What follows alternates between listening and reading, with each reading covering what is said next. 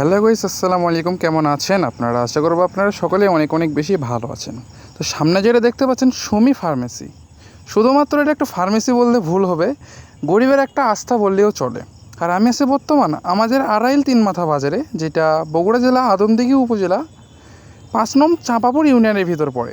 যদিও আড়াইল তিন মাথার ওই পার থেকে আমাদের কুন্দগ্রাম ইউনিয়ন, কিন্তু এটা পড়ে গেছে আমাদের চাঁপাপুর ইউনিয়নে। আর এই সুমি ফার্মেসির কথা যেটা বলতেছি, আসলে এটা গরিবের রাস্তা বলার একটাই কারণ, আপনার কাছে টাকা নেই, আপনি ডাক্তারের কাছে যান, ডাক্তার আপনাকে প্রেসক্রিপশান লিখে দিবে। এমনও হয় এখান থেকে ফ্রি ওষুধ অনেকেই নিয়ে থাকে। তো এটা হচ্ছে ফার্মেসির ভিতরের অংশ। আর এখানে ডাক্তার সাহেব বসে আছে, পাশে আছে আমার নানা ডাক্তার মুক্তার মণ্ডল, এবং এটা হচ্ছে মান্নান ডাক্তার।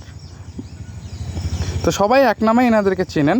আর এটা হচ্ছে সেই ফার্মেসির ভিতরের অবস্থা। সর্বক্ষণ এখানে ভিড় থাকেই, কেউ না কেউ কোনো না কোনো রোগী আসবে। এমনকি এখানে অপারেশনও করা হয়, ছোটোখাটো অপারেশন করা হয়।